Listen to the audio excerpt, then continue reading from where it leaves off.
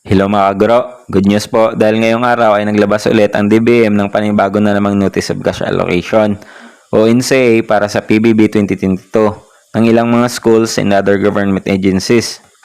So PBB 2022 is real na po para sa mga schools and other government agencies na nasa ating listahan. At ito yung mga sumusunod.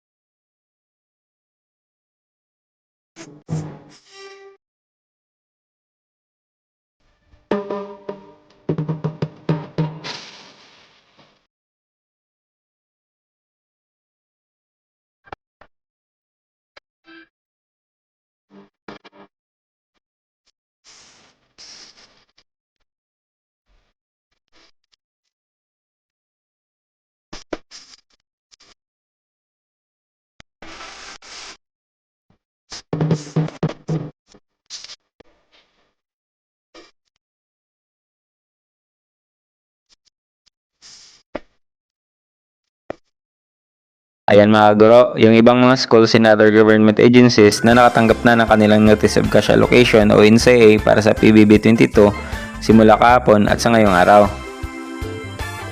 So hanggang dito na lang muna mga kaguro at para sa iba pa po nating update patungkol sa PBB 2022 ng iba't ibang mga government agencies, patuloy lamang po na mantabay at siguraduhin lamang po na nakasubscribe kayo sa ating YouTube channel at nakafollow na rin sa ating Facebook page para patuloy kayong updated every time na meron tayong upload. Salamat po sa panonood.